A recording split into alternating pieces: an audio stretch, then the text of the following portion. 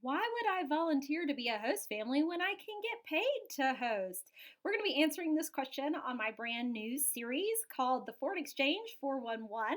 I'm Megan Brownlee. I'm the Missouri Field Manager for ETC Student Exchange. And I get this question in Missouri a lot. I mean, we're very rural, and a lot of times we have a huge homeschool population or stay at home moms and stuff like that who are really limited in their options on how to be at home and still work.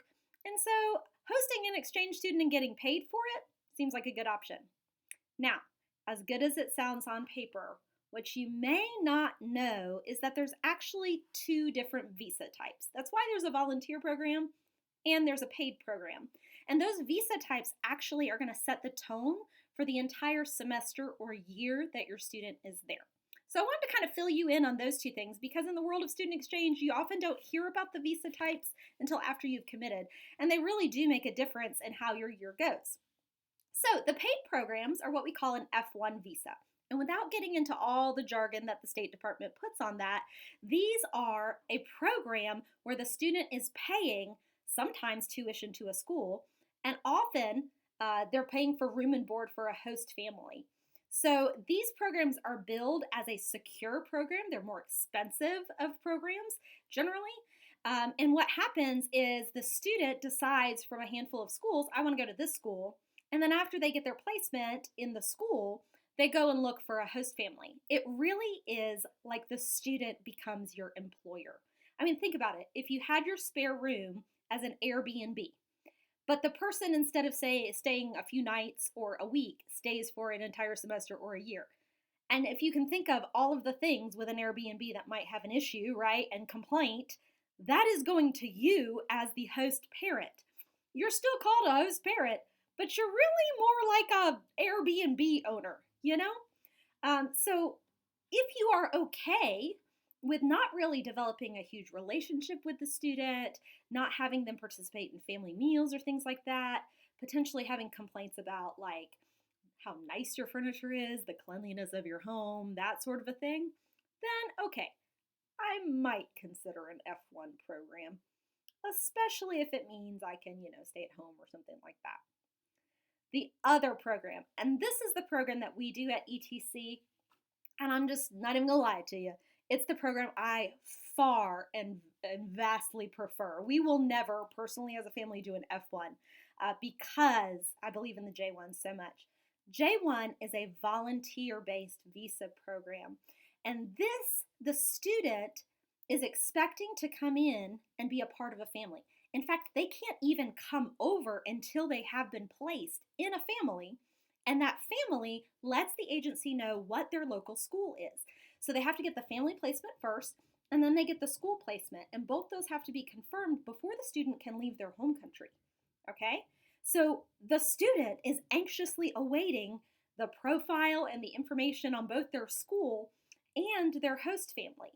And with this, because you're volunteering, you are you're receiving a level of like gratitude usually from the students and their parents. You can see it in like their letters that the parents write, like they will be no problem, they will do all of their chores, they just really want their kids to be in good hands in these parent letters that they write to the host families. And when the students get here, we place a really big value on making sure they integrate well into your family. Okay? So much so that we want you guys to be like family forever.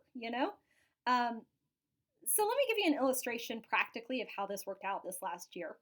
I love to go to the airports with all of my families, as many as I can, when they are going to greet their student, because we spend all summer long emailing and texting back and forth with the student and the host family and all of that. So there's a lot of buildup and excitement.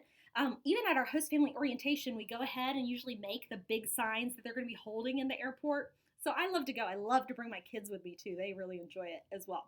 So I'm standing there in Springfield Airport with the host family, and she's got two little girls, and they're just bouncing off the wall and so excited, right? Like they are just excited. And as soon as her student walks through, like they're erupting in tears, the girls are jumping up and down and hugging her.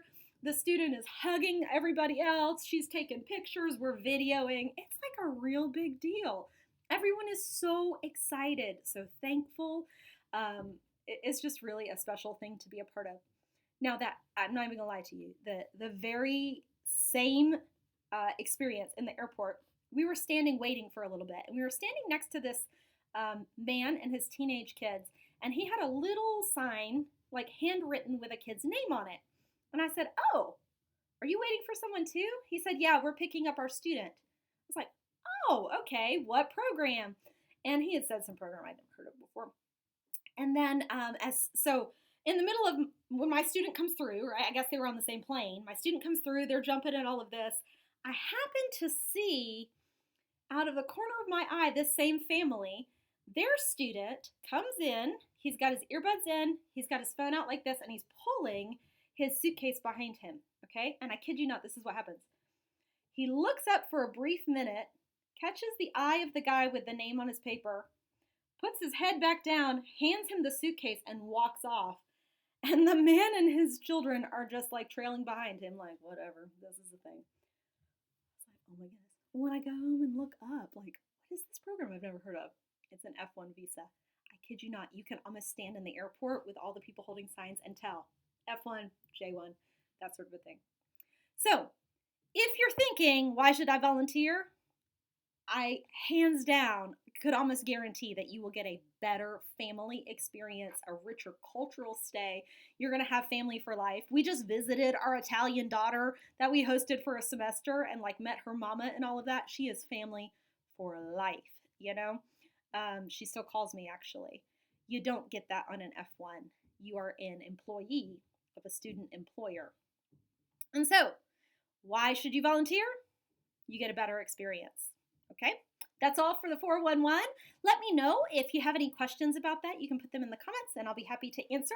Or if you're just ready to say, yes, I'm willing to volunteer, or I want to learn more, you can message me directly or you can put that in the comments too. edutrav.org is our website if you want to learn more about ETC's program in particular. And stay tuned for next week when we hear the next 411. See you then.